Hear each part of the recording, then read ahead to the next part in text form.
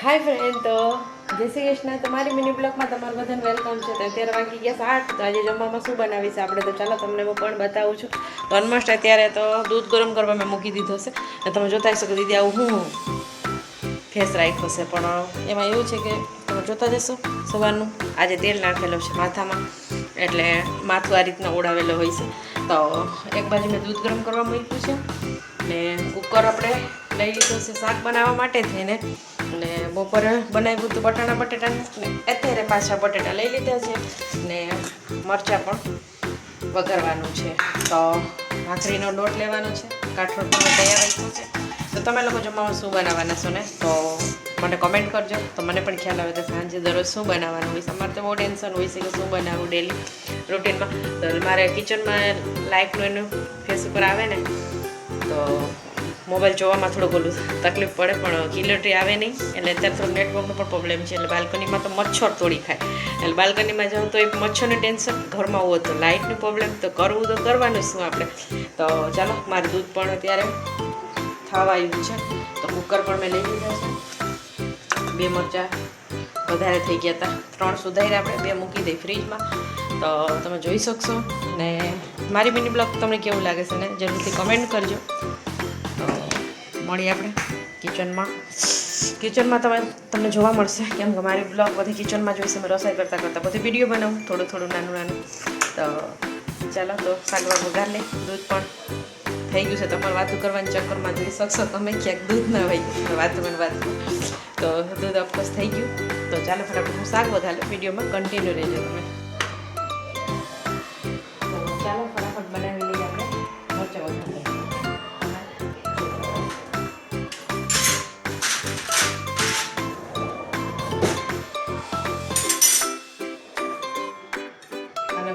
હલાવશું કેમ, આ તો બહુ જરૂરી હોય. હું પણ તમને શું પૂછું, આવું તો બધા જરૂરી સવાર મોટું તો કિચનમાં, રાતે કંઈ ભૂખ લાગે તો કિચનમાં, કોઈ પણ જરૂરી તો કિચનમાં આવ્યા પર તમારું ચાલે જ નહીં. કિચનમાં તો આવવું જ પડે, તો જ આપણે ખાવાની વસ્તુ મળે, બરાબર ને. મારે જેવું કોને સાથે એવું થાય તો મને કમેન્ટ કરજો. મારું તેલ આવી ગયું છે, રાઈ નાખી દે.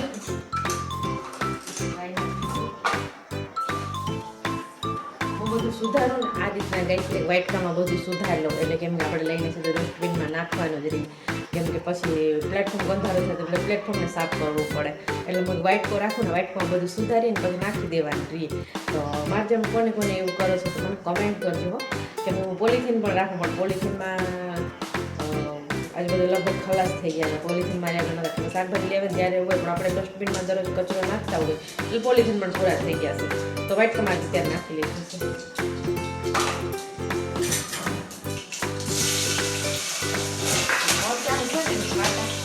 બહુ ઉડે ને, તો કેમ કે આપણે કાઢી લીધું તો ઉડે, ધ્યાન રાખવું પડે. તો આવી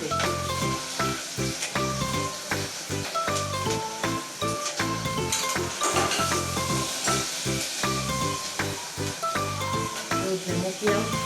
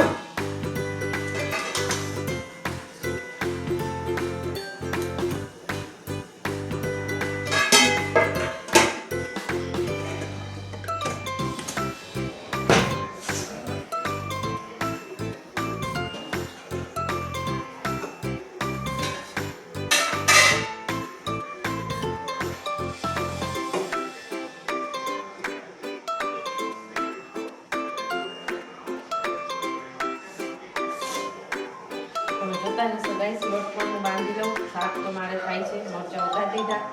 તો ફટાફટ ચાલો જમવું હોય તો આવી જજો મારી ઘરે. તો ભાખરી આપણે લોટ બાંધી લઉં. પછી જો લોટ બાંધી નહીં પણ ભાખરી કરી લઉં ને પછી તમારી સાથે વાતો કરું. કેમ કે ભાખરી બનાવી દઈશ તો વાંચી રહી જશે ને વાતો કરીશ ભાખરી રહી જશે. એટલે ચાલો ભાખરી બનાવી લઉં. મરચાં વગેરે ઉધરસ પણ થઈ જશે. તો ચાલો વિડીયોમાં તમે કન્ટિન્યુ રહેજો પાછા. ભૈયા ના જતા હું ભાખરી બનાવી લઉં ત્યાં સુધી. તમે જોઈ શકશો બટેટાનું શાક પણ એકદમ મસ્ત બની ગયું છે ને, એકદમ ટેસ્ટી. ને તમે જોઈ શકશો મારી ભાખરી પણ બનીને મસ્ત તૈયાર થઈ ગયા છે. ને આજે મારે થોડુંક દહીં ખાવાનું હતું બટેટાનું શાક ભાખરી, તો મેં દહીં પણ મેળવી દીધું હતું. તમે જોઈ શકશો દહીં પણ કેટલું મસ્ત દહીં પણ મારે થઈ ગયું છે ને. આજે જમવાનું મારે છે કે બટેટાનું શાક, ભાખરી ને વઘારેલા મરચાં અને દહીં ને સાથે લીલી ડુંગળી. તો કોને કોને ખાવું છે તો આવી જજો. તો વિડીયો જોઈને જાઓ ને એને પહેલાં લાઈક કરજો, કમેન્ટ કરજો, બેલ આઇકન દબાવવાનું ભૂલતા નહીં, સબસ્ક્રાઈબ કરવાનું પણ ભૂલતા નહીં. મળી આપણે કાલે સવારમાં નેક્સ્ટ વ્લોગમાં કહીશ. બાય બાય, જય શ્રી કૃષ્ણ, જય માતા.